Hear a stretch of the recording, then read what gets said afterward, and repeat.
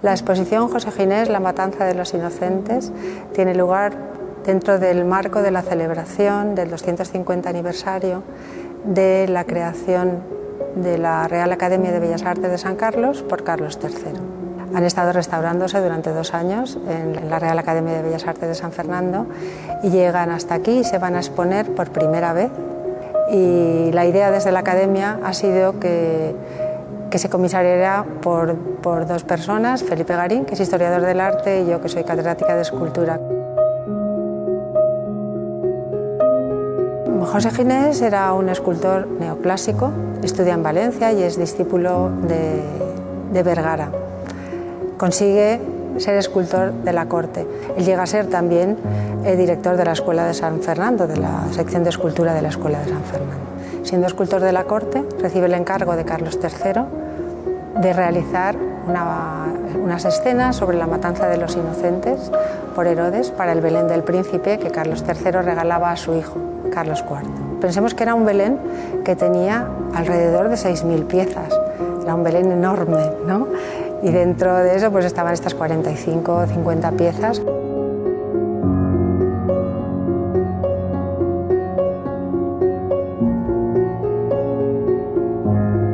Al entrar en la exposición, lo primero que vamos a ver son unas piezas realizadas por Ginés, del Ginés estudiante, las piezas que hace como prueba para poder ingresar en la Escuela de San Fernando.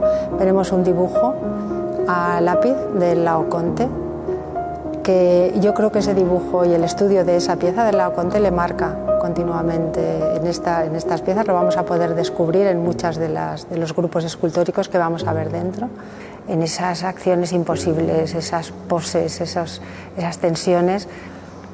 Y vemos 2 piezas más, una en bulto redondo y otra en un relieve.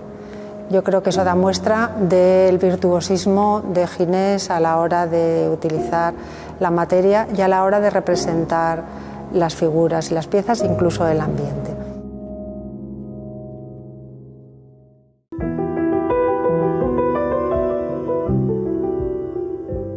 Y después lo que vamos a ver son todo terracotas, y lo primero que nos va a sorprender es el tamaño. No son piececitas de Belén de 15 o de 20 centímetros, sino son piezas que pueden alcanzar los 90 centímetros, algunas de ellas. Ginés fue muy cuidadoso en la policromía de las piezas. Están todas policromadas con óleo, y en la restauración ha sido muy respetuosa con esos colores primitivos que él quiso dar a las piezas.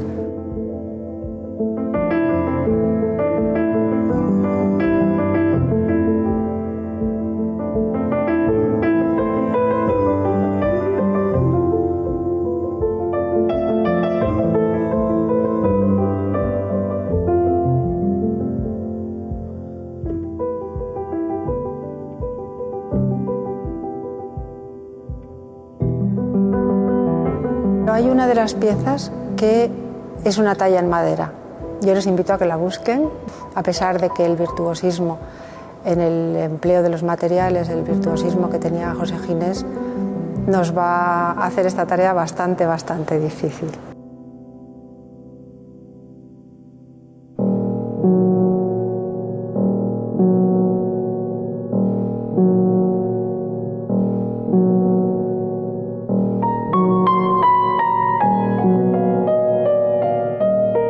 El realismo es impresionante. La verdad es que es una exposición, yo creo que la gente que pueda venir a verla, es una exposición que impresiona mucho. Tienes que sobreponerte al primer golpe porque tiene una carga dramática tremenda.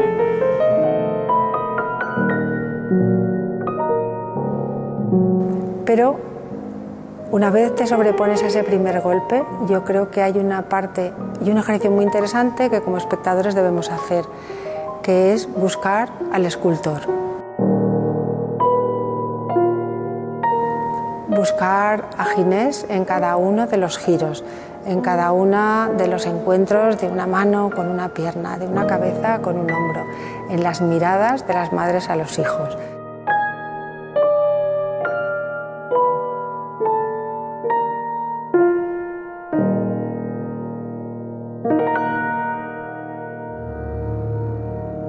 El coraje de las madres que defienden a sus hijos, que se los están arrebatando y que los van a matar. Si te fijas bien, es que la tela es tela, no es barro, la carne es carne, y esa carne que vemos es carne muerta además.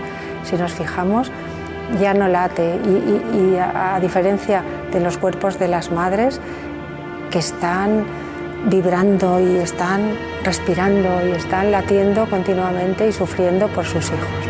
Me parece que otra de las cosas interesantes es que intentemos hacer un ejercicio de abstracción y buscar en cada una de las piezas el fragmento que nos permita reconstruir la historia completa.